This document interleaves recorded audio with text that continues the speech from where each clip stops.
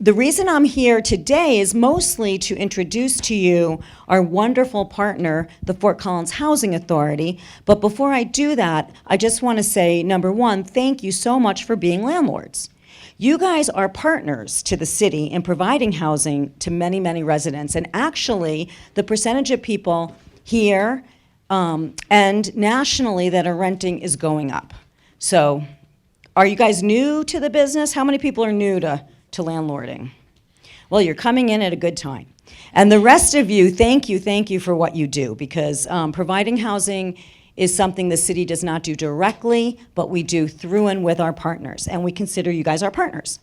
The other thing I'd like to just plant a seed on is our website at fcgov.com has a page for social sustainability. And we do have some resources that landlords can take advantage of.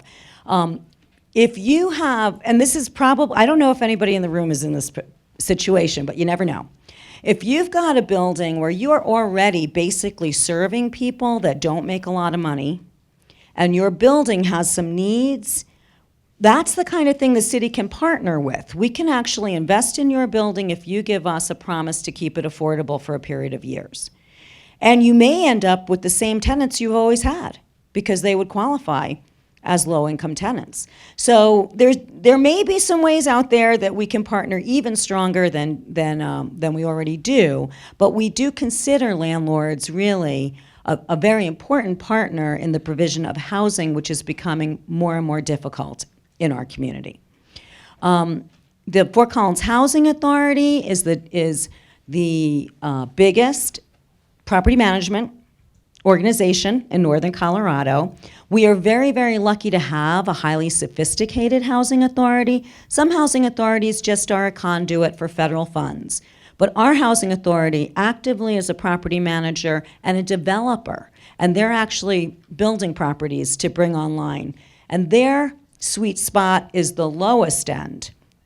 Okay, the housing authority and the public housing is for the least, the lowest wage earners, and then they go up into some market rate housing, almost market rate, to workforce housing as well. So the other thing they do, and the thing they're here to talk to you about today, is they manage the Housing Choice Voucher program for the area.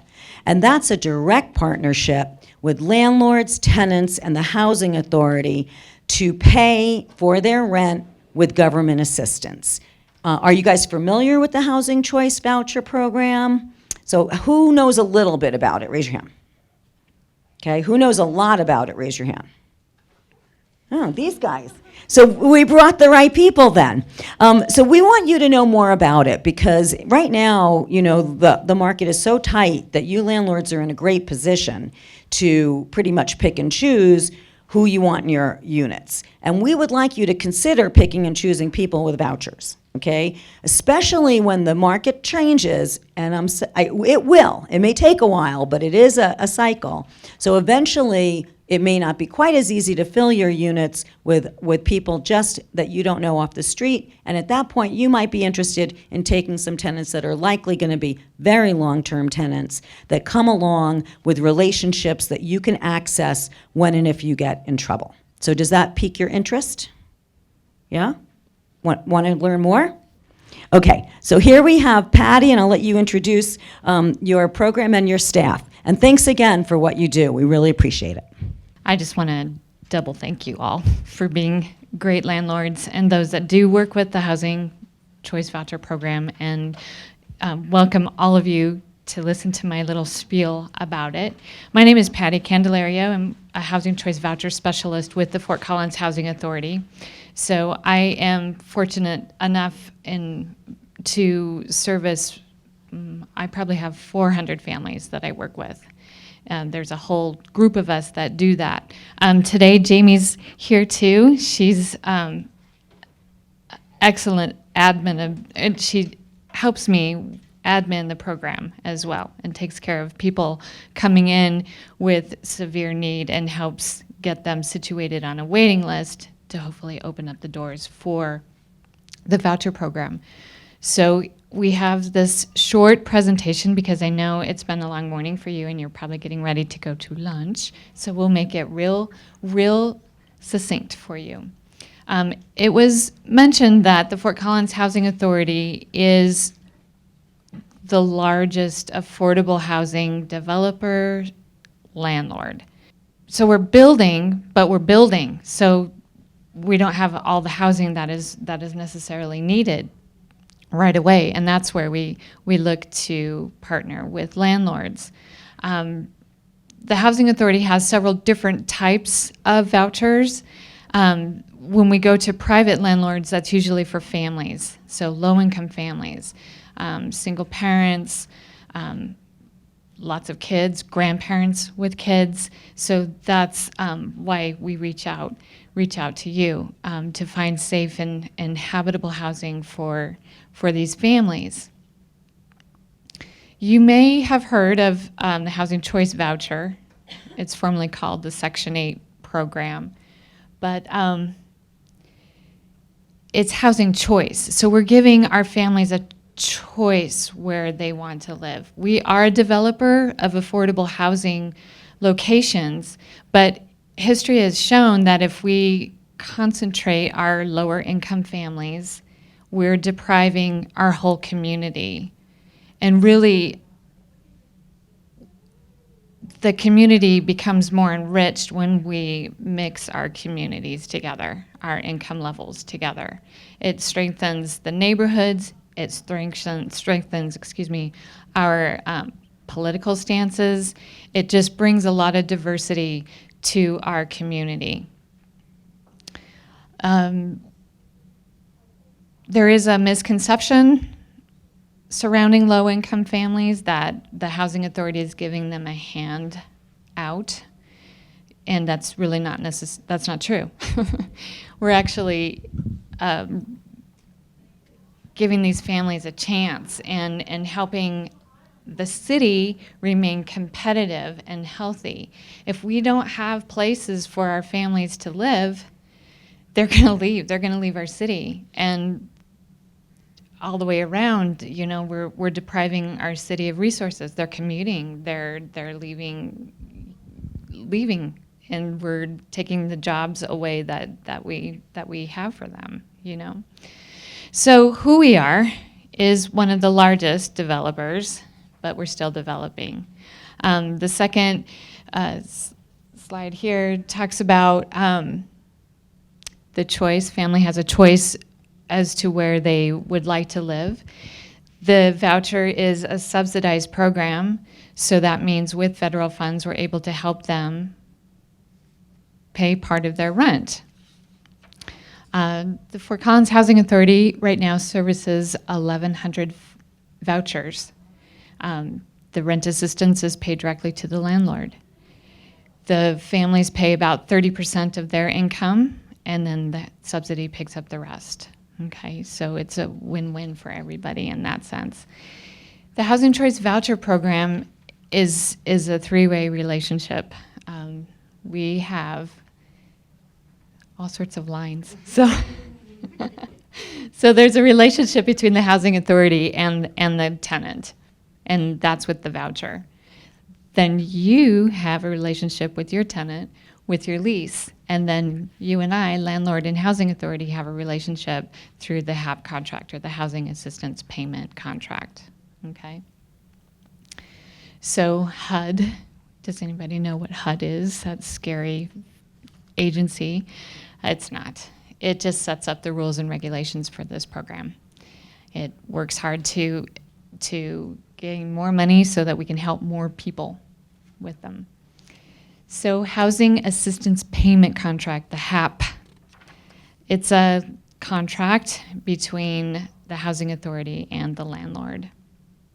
It outlines, you know, things that we have to follow, rules that we have to follow, your rights as a landlord, and obligations to the program. It's a contract, like your lease is a contract, it can't be altered. So there's a few little guidelines we follow.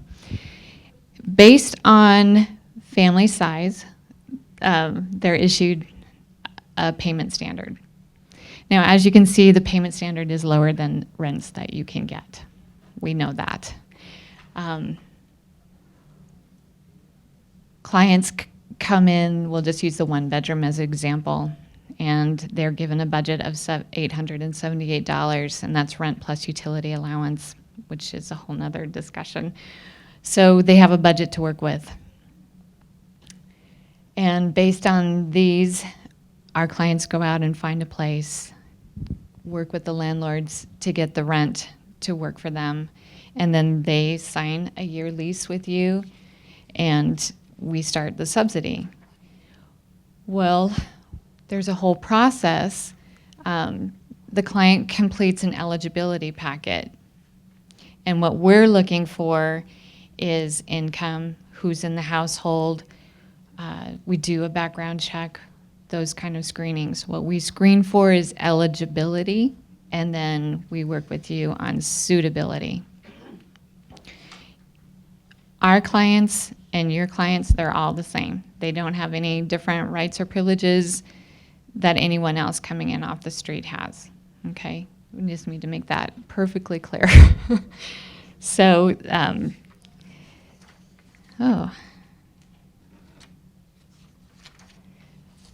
your benefits, again, you get to screen and select your families that you would like to live with, just like anybody else.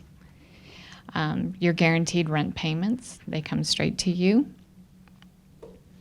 You can request rent increases. When you see that smaller dollar amount after that first initial year, please, by all means, this is your business. We encourage you to raise the rent.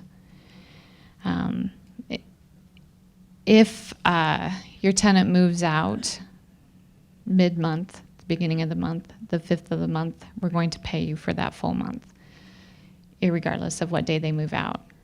This gives you opportunity to turn your unit to qualify the next person coming in without, a lot of financial burden on you. And as you know, there's a large amount of people out there searching, so we have people coming and needing a place to live, so we have plenty of people. We also, before anybody moves into your unit, we do an inspection, which kind of ties into what I was listening to before. So your move-in sheet, we do an inspection as well, safety and habitability. And then every 2 years, we'll come back and do another inspection. Anytime you think that your tenant is having wild parties, you're a little worried about your property, you call us, we'll schedule an inspection, and we'll go and look. And that just keeps us all on the same page as to how you want your property to be taken care of.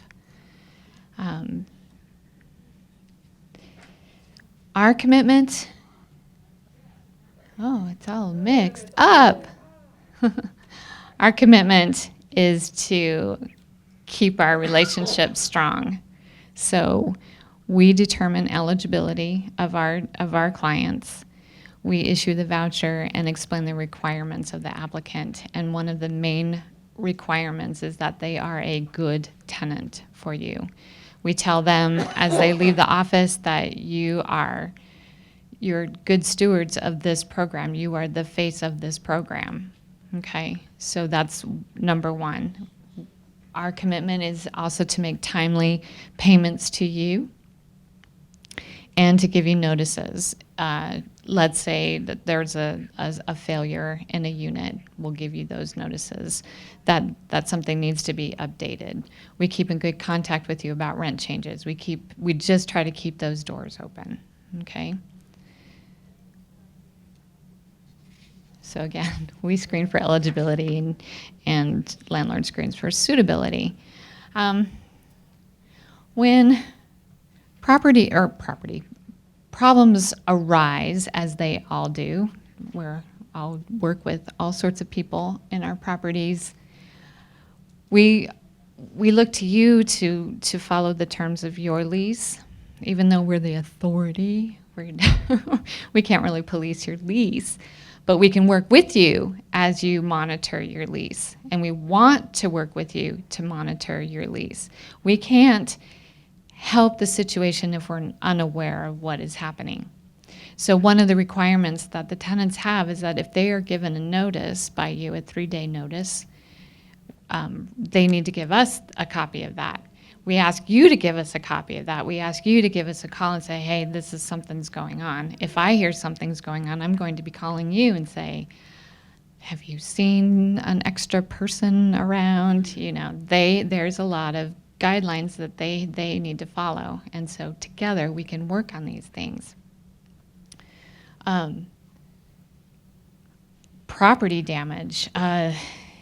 It's really difficult to monitor property damage. And I know I strongly encourage landlords, when I know that somebody's giving notice, that they go and do a move-out inspection before that tenant leaves and take good pictures, you know, and have good before and afters, just like check-in, check-out sheets, like were mentioned earlier. Because at that point, I can stop the voucher from moving on to the next landlord until there is some resolution. Oftentimes what we're finding is a fair amount of frustration because somebody up and moves and then you're left with all of this. And then, you know, what do? The same thing that you do with anybody else. But we can hopefully gain some resolution before this happens, okay, before they move on to the next landlord.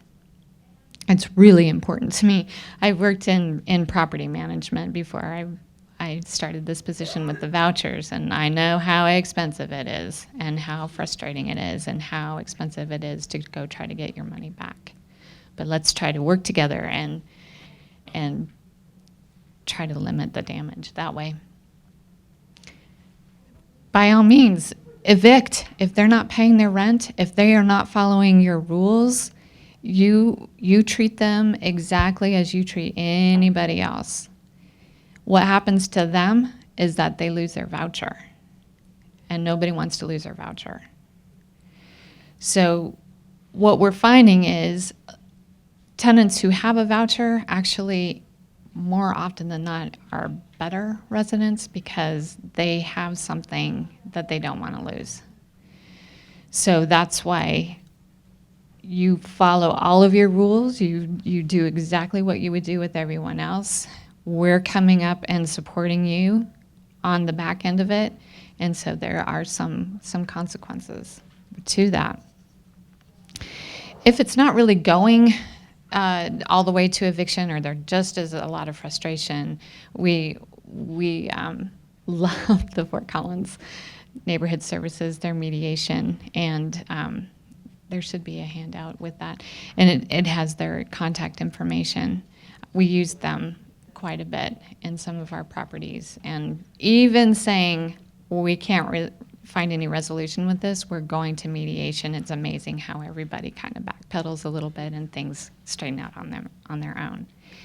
So that's it in a little quick nutshell. If you have any questions, I would love to answer them. Is it still the case? There was some question about tenants with a voucher wouldn't have to pay a security deposit. That's not true. No. They are responsible for application fees, screening fees, security deposit, just like anyone else. That is the hardest part of our jobs.